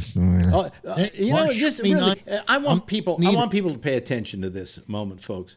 In case you're listening to us, or in case you're watching Jesus us. Christ. These are really a bunch of old men talking about old men stuff. Hey, my prostate, it flows better with flow beads, Flomax, Cialis over Flomax over whatever. Yeah. What, guys? Okay. You won't get. I have never taken any. Well, you're young enough, and you're in great shape. I saw a picture. He looks a little when like he was running a marathon. Yeah. That guy should be ashamed. He's in such good shape. But that was 30 years ago. Do you know? Wait a minute. And one night, a couple of nights ago, I said that you, Phil, look like Lewis Black. Right. Yeah. Yeah. Absolutely. Am I right, Rob? Yeah. Now look at Ray. Isn't there? Can you see a little? Just look straight ahead, Ray. He does look like what? No. Yeah. Doesn't he look a little like Dustin Hoffman? Yeah. Yeah, a little. I do. Yeah. Yeah. Yeah. Yeah. You've been touching. I've never heard that. Yeah. You can. Or an older Tom Cruise. I have to go watch an older Tom Cruise. My brother does look like Tom Cruise. See? Like really looks like Tom Cruise. Yeah. And when we were younger, we'd go out and all the girls would be giving him all the attention, and I'd be like a sidekick with getting the dirty. Well, then you should have said definitely, Jeopardy. Definitely Jeopardy. 7 o'clock.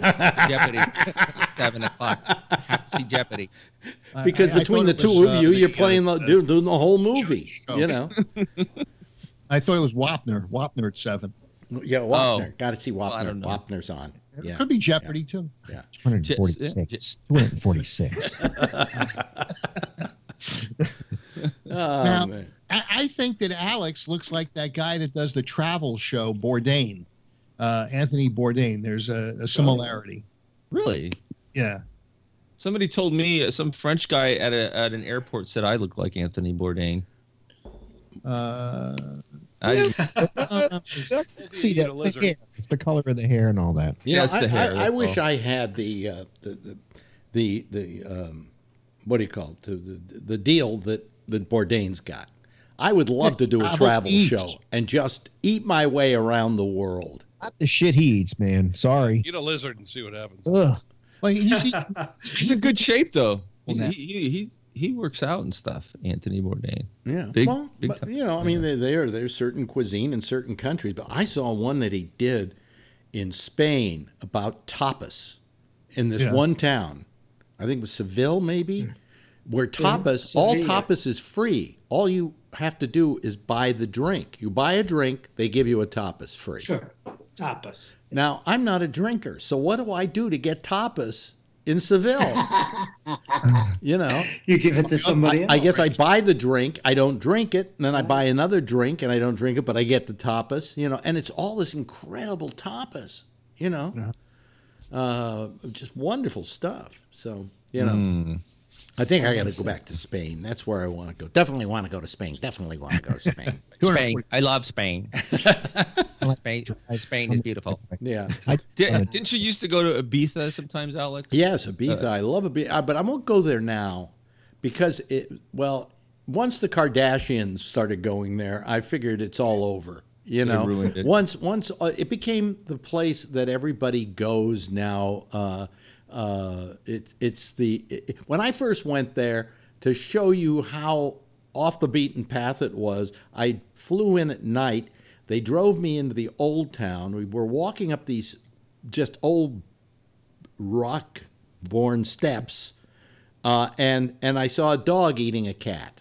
Okay, so that's that, and I looked at that and I went, now I'm someplace dangerous, and that's really what it was. It wasn't like all the fancy people came there. Ursula Andress lived on the island during the summer. So did Terry Thomas, and so did the Bee Gees. They were raised there, as a matter of fact. But outside of that, there were no celebrities on that island. And if you went out of town, there was no electricity. You had to trim the lamps at night and use lamps for the light and everything. And they would go out to a finca in the country, and you would live like you were in the Stone Age. That's the way Turks and Caicos used to be, too. Yeah. Some island, the British West Indies. Except Ibiza has Turks and Caicos beat by a fucking mile. I mean, Turks and Caicos was nice. That's how Milpitas was when I was a kid. Yeah, Milpitas didn't have electricity. When I was a kid, San Anselmo, you had to trim the lamps every night and stoke the fire. Oh, boy. Had to fight Indians. Huh? You had to fight the Indians. Yeah. So let me see here. Kevin sent me something, and I was going to read it tonight and talk about it. But the reason I didn't was because then I tuned into Damien, and since Star Trek is over now, he's talking about politics again, and he's got to find something, and he found that story you sent me and talked all about it. So I didn't want to be ruined you. It ruined me. Yeah, I don't mind, but it was about Delta and the fact that the state of Georgia has taken away their tax-exempt status because they dropped their support of the NRA. On the fuel, yeah. Yeah. They were taxing the shit out of them on the fuel. It's they're again Georgia government on the wrong side of unbelievable. Politics, like they were against the civil rights movement, and it was the tit for tat thing again by the Republicans. Well, they want their tat back. Is the problem. Hello, Renee. How are you, my dear?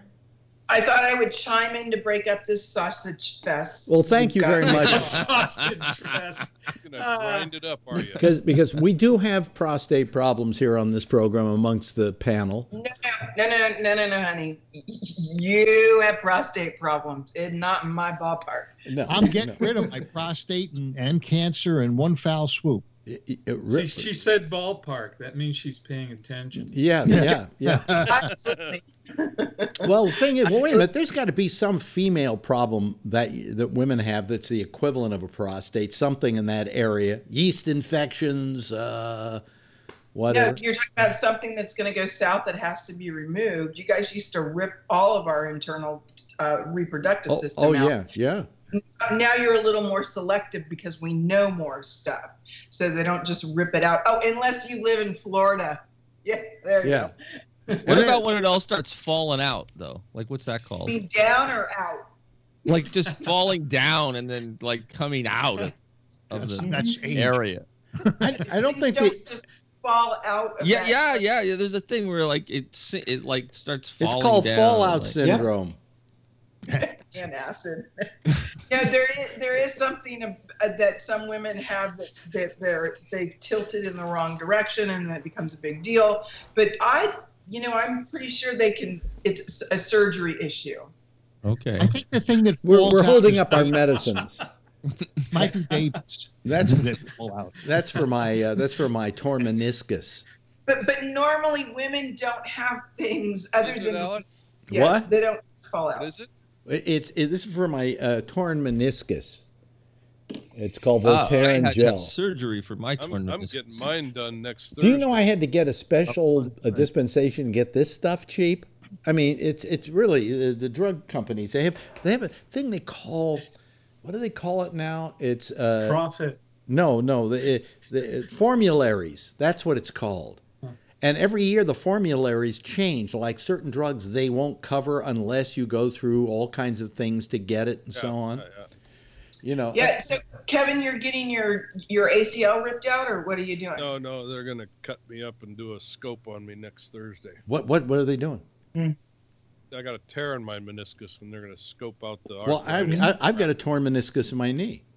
Yeah, they go in and they scrape it out. I had that. They can get rid of the arthritis. No, they can only just take out the cartilage that's screwed up.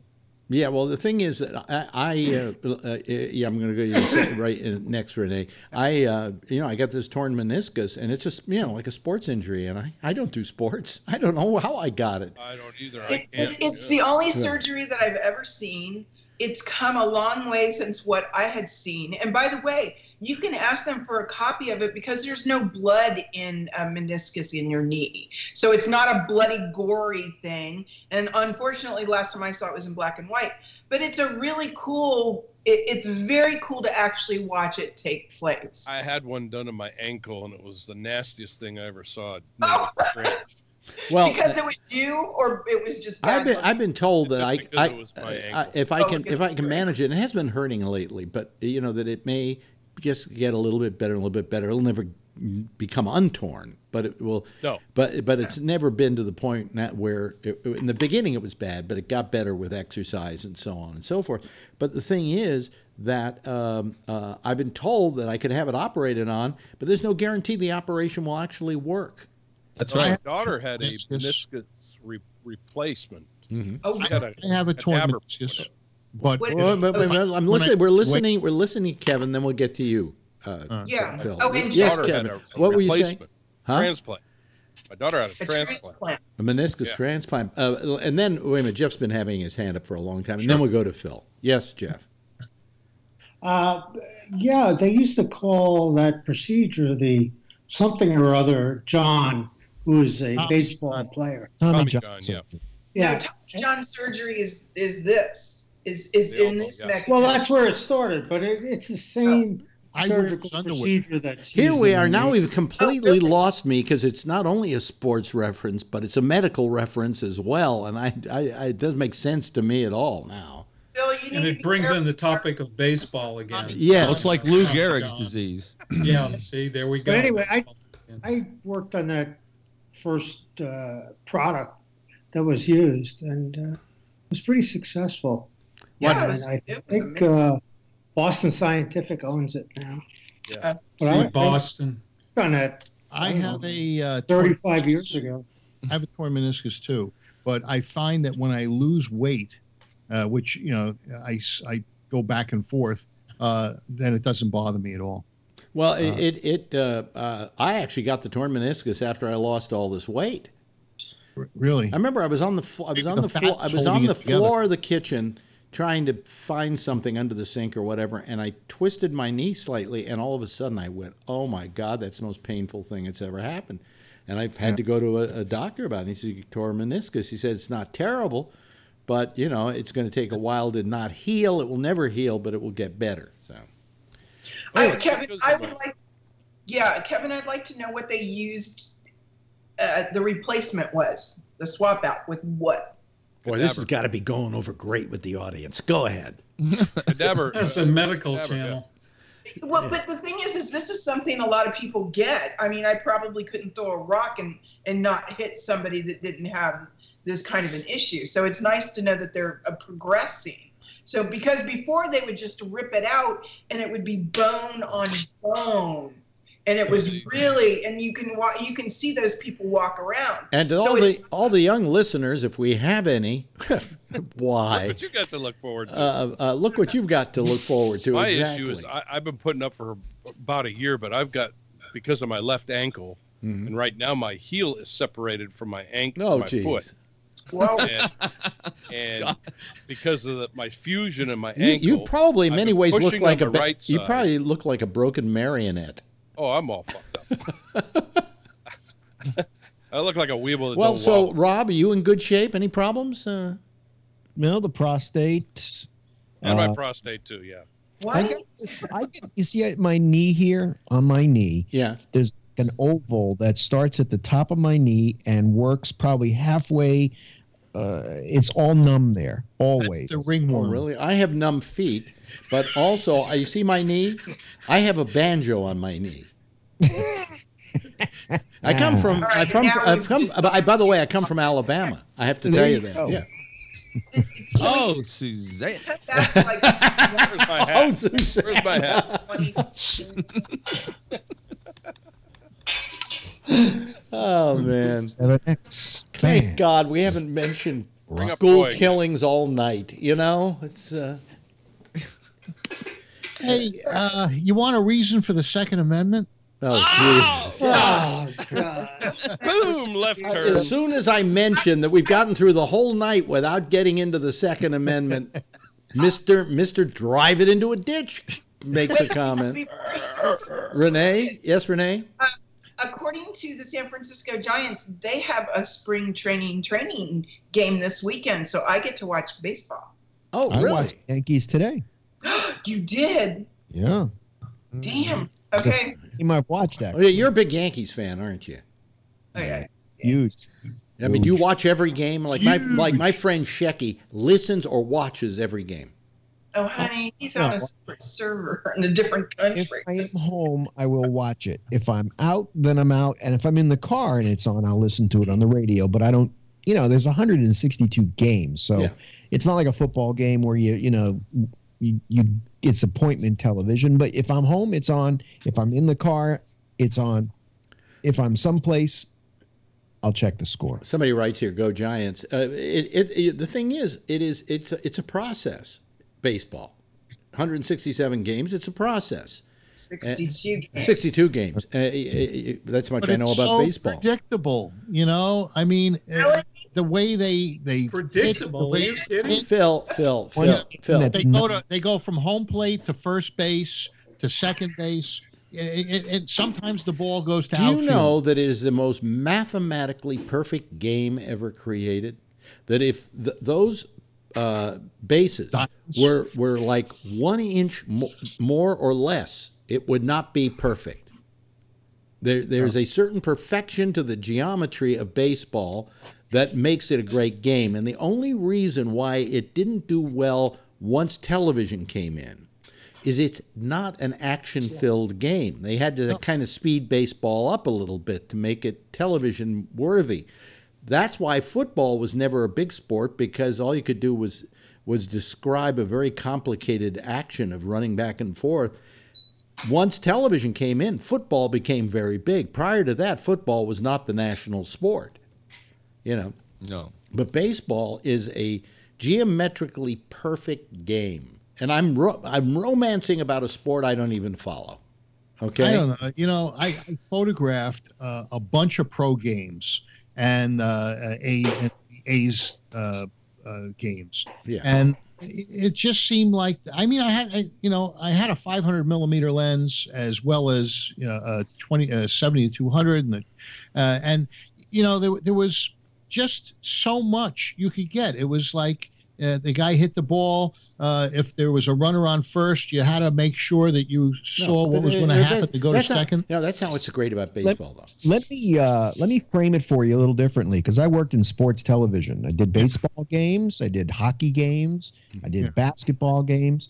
It's the one sport where you can, if there's no high, like, in a hockey game, you have a high camera that follows the action back and forth, up and down the ice. Same thing with basketball, right? Right. They got one up on the. I know where you're going with this. With it. Ball, you really to direct a baseball game, you're looking all over the place, because is the guy going to hit the ball? Is it going to be a strike? Is it going to be a ball? Is it going to get away from him? Is he going to hit the left? Is he going to hit right?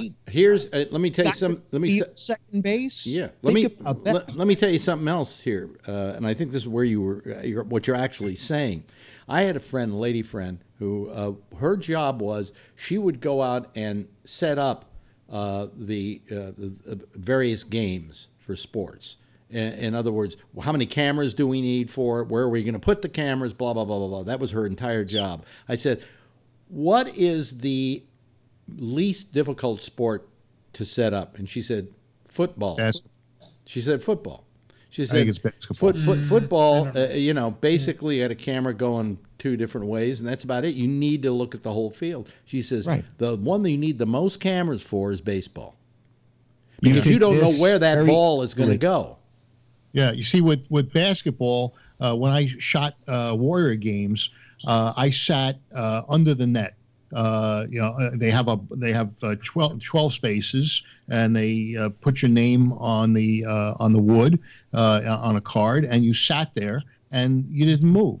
And so you were under, and I have two cameras, so I could take shots going down the other way. And just take shots. But what I'm saying is that's not what I'm saying. What I'm saying is, if you're going to actually do a TV coverage of a game, baseball takes more cameras than football.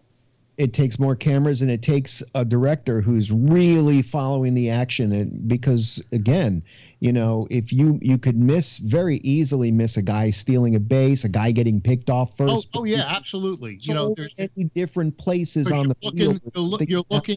You're looking there, and you're assuming there, but they do it so many times that eventually you get it. I mean, football, they use more cameras now than they used to, because they just kind of illustrate it more. They kind of try to get away from the boring two-shot of a football game.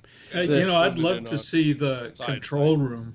I'd love to see the control room, one of these baseball shoots. Because I would even imagine they have several directors calling out shots. One director. No, one director, but you have people. You have people running your replay and so on, and doing the quick editing on that. Oh, absolutely, yes. But there's one guy who makes the calls, and he's let's just say high home is camera 2, the shot from center field in is camera 1, and it's like ready 2, ready 2, ready 3, ready 3, ready 1, take 2. And it's just that's crazy. You're talking video. I shoot stills, so I'm in basically one position. But we're not talking about taking photographs. We're talking about actual coverage of a game using television. Yeah. I remember I worked the control room at CBS during the Republican convention, and I actually learned how you direct TV shows by watching Don Hewitt.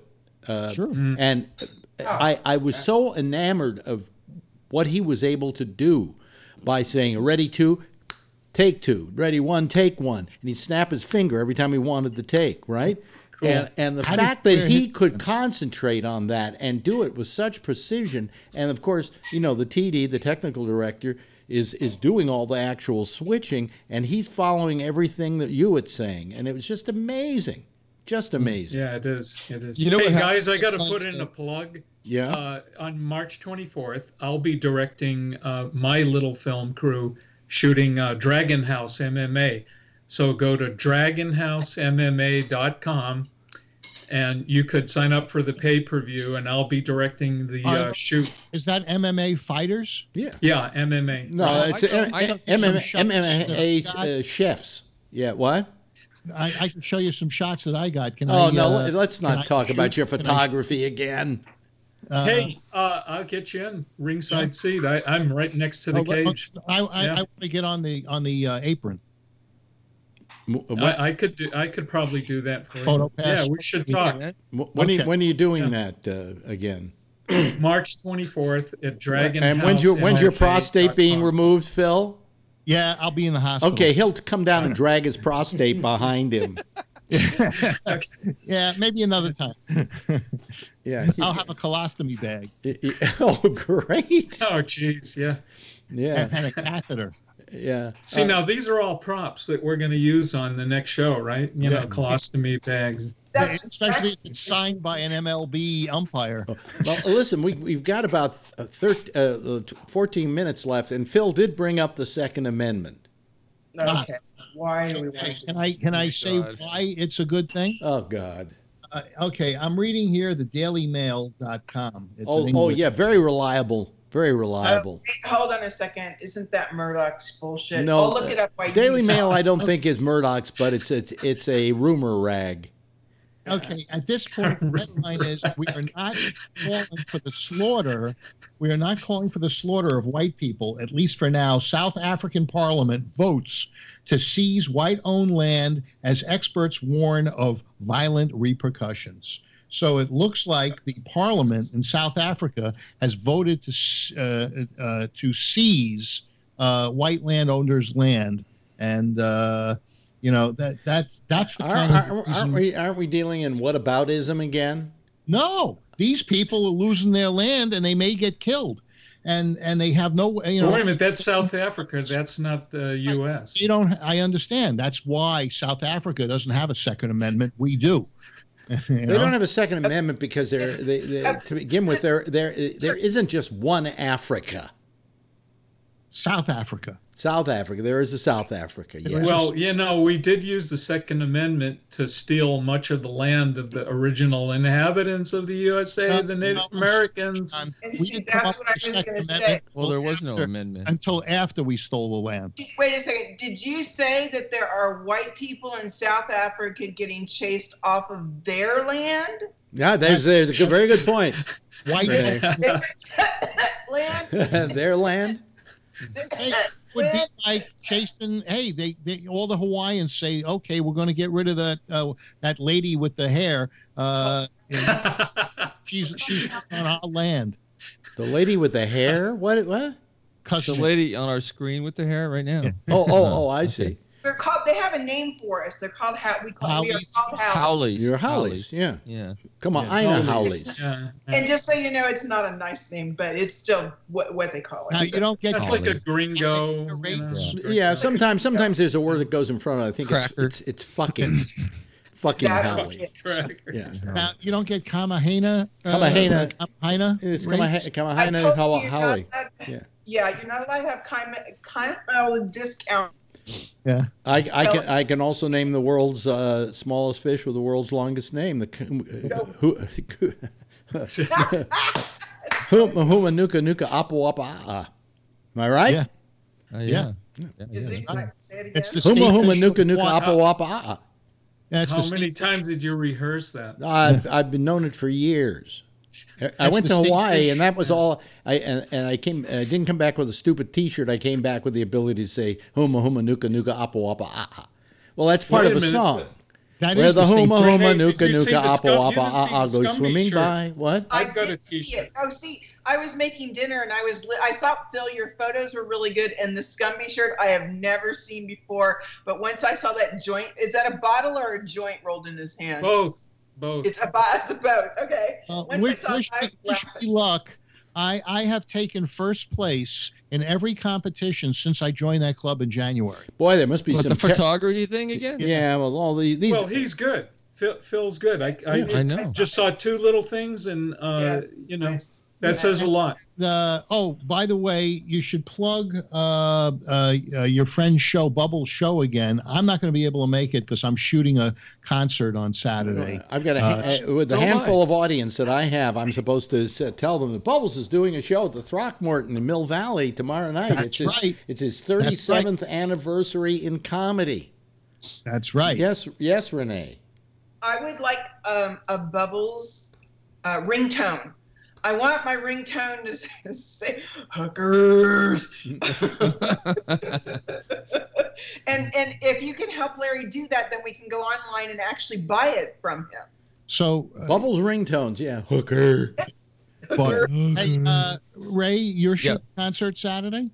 I am shooting one on Saturday. Yeah, I'm getting paid like $400. Really? I'm shooting Star Set. I'm doing a cabaret show in the city at Society Cabaret. You know what I'm doing Saturday? Not a goddamn fucking thing. In New York, just walk outside your door. Yeah. You know, what's out there? It's fucking New York. No. No, you know, I was raised as a free-range chicken, okay? I was raised in Marin County, California. Is that a peak? I was raised in San Francisco, where you got into your car, you drove for 20 minutes, you were on the top of a mountain, you know, away from everything. And here, you just can't get away from New York. I mean, I don't know where the exit is anymore. You know, tomorrow, Sunday, we're going to get in a car and we're going to go all the way up about 20 miles to Stu Leonard's, which is a place to buy food. You know Stu Leonard's, right, Jeff? Jeff knows what I'm talking about. Oh, yeah, there's about 3 of them. Go to Grand Central Station. Explain. Stu Leonard's is different as a supermarket has ever been. You actually go down a path in the store that you really have to follow the path. And as you go along, you just find stuff to buy. And if you didn't buy it down further, they still have it up further just in case you forgot. I got a fun thing for you. You go to Grand Central Station. Yeah. You walk onto the platform. You get on the first train. You don't know where it's going to go. You go. When you get there, you get some interesting spots. If I get on a train going north from Grand Central Station, you know where the first stop is? Yonkers. 125th Street in Harlem. So I could just take it to come home.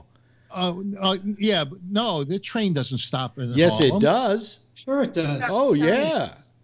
I believe it or not, when I first moved to Harlem, I went, am I hearing trains? There was like the whistle of a train. And yes, the train's going down about where Lexington is, right, Jeff? And 125th in Lexington, you got a train station there. Yeah, we used to take the train from Peekskill. I grew up near Peekskill, so it was in Upper Westchester.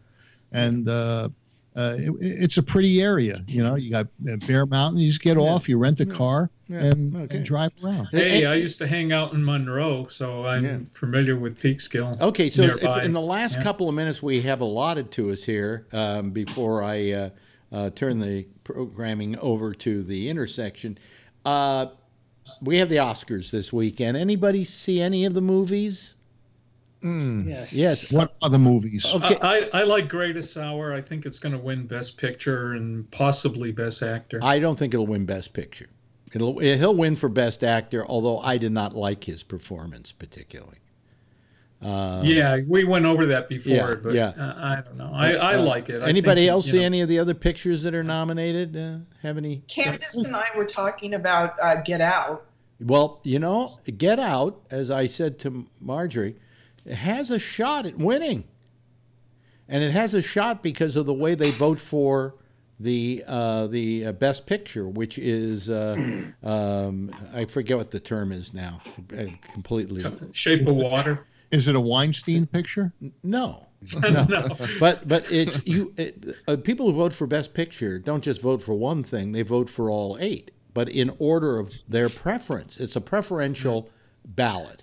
Oh, I see. Okay. And so all of these things, once they add them all up and how much somebody got and how many votes total they each got, then if none of them hit 50%, they then start taking from the bottom and giving to the top and whatever until they have a winner. So by that going on, you could have another thing that went on like last year, in which maybe Moonlight wasn't really the favorite picture, the favorite of the most people, but because of this preferential balloting, it won. And the same might be true of Get Out, which is not a bad movie, by the way, and I think Jordan Peele deserves credit for, it's his first movie, and he just did a terrific job. If you haven't seen it, it's a lot of fun. Scary or scary? It's a scary movie for black people. It's about a guy who goes in, has a white girlfriend and goes home to visit her parents. But somehow there seems to be something very weird going on with the black people in this community. And it becomes a horror film for black people. What? How do he wear his pants? I wasn't going to go there, Phil. Oh, Phil. Oh, man. Phil's decided that he maybe has like a calling card here, and it's his bit. Yes, Jeff. Well, we saw 3 billboards the other night. Yeah, I bet it's pretty good. It's a good film, but as for what I call a complete movie with all the elements just being done terrifically, for me, The Shape of Water is the best picture of the year. It's just a beautiful picture, and I think Guillermo del Toro will win for best director. That I do think is almost a lock. Sam Rockwell in 3 Billboards was fabulous. He was fabulous, but I think if you didn't see Richard Jenkins in Shape of Water, his performance was amazing, just amazing. Yeah, no, I agree. Sally Hawkins in Shape of Water. I mean, Frances McDormand. She's probably got it. I think she's got it for Best Actress. Frances McDormand. No, Sally. Oh no! Frances McDormand will win that one. You think Frances McDormand? Yeah, I mean, I don't think I like Sally Hawkins' job better because she plays a mute, Yeah. But people go, well, she didn't have to act. She didn't have any lines. I mean, it's bullshit. Yeah. Well, what's her name in the piano? In the piano. The piano. She won the Oscar and she was a little girl and she didn't talk. She didn't say a word. What the hell was that? In the piano, like 25 years ago. Yeah. She was in True Blood. I know who you're talking about. Yeah. I'll tell you someone else that won an Academy Award for playing somebody who didn't talk, and that was years ago, and that was who was it? Marcel. A couple years ago. I think it was Jane Wyman and Johnny Belinda. I thought we were going to hear Isn't the piano a guy who was living in the ruins in Nazi Germany? Pianist. No, that was the pianist. That was the pianist. Which is sometimes known as the pianist. Which once you get your prostate removed, you'll be called. Yeah, we're going to call you the pianist. Hey, I'll be able to pee. Hey, Mel Brooks, a silent movie. There was the only guy that talked in that movie was Marcel. Well, just a couple years ago, or the year before last, the Best Picture was a silent movie. The artist. That's right. Yeah, right. Yeah. One of the proudest moments of my life was when Marcel Marceau looked at me and said, "Do you know you look like a young Albert Einstein?" Yeah. I wonder if you use that line a lot. I've used it. I used it to my friend Jack Garfine, who knew Marcel quite well, and I told him that story, and he said, "Yeah, it sounds like something he'd say." Anyway, yes. Well, how was I going to interview him if he wouldn't talk? I don't know. Like Louis Black. Like Harpo Marx, you do with whistling. Exactly. Oh man. Hey, well let me see here. I'm trying to get my. Where's my? You ever lose your cursor? And did you ever lose theme song? No, I was looking for my cursor. Sometimes it's on one screen, sometimes it's on another. And we have the most people we've had all night listening to us right now. How does that happen? Anyway. This is good. We'll get more. Hey, guys, link this show on your Facebook page. Yeah, everybody link this show on your Facebook page. I think that, and 2 friends of mine went on. Yeah. You know why they're listening now? They're getting ready to go on to Jack's show. Yeah, that's right. Low. Anyway, we got more people listening all night right now. I don't know why. Maybe we should keep going. Anyway, hey, thank you, everybody. Why don't you all give a good wave goodbye so everybody can say goodnight to you, and hopefully we'll see you next week. Bye-bye. And that's it. That's our citizens panel for tonight, all of them. And they did just a terrific job. And we didn't really talk about the Second Amendment, except for just a second or so there. Reason is, folks, that you say, why didn't you? Well, because we have for the last, 8 nights or something? That was the topic du jour. Anyway, that's it for tonight. That's it for the week. We'll be back again next week on Tuesday. We take the 2 days off. In the meantime, stay tuned for Jack and Amy. They're next with The Intersection, followed at 1 o'clock in the morning, Eastern Time, by Connections. We'll see you right after Damien does his show on Tuesday at 9:30, and then we'll be here at 10 o'clock. Same time, same station in life. In the meantime, as always, if you see her, tell her I love her, okay? Bye-bye. Have a nice weekend, everybody.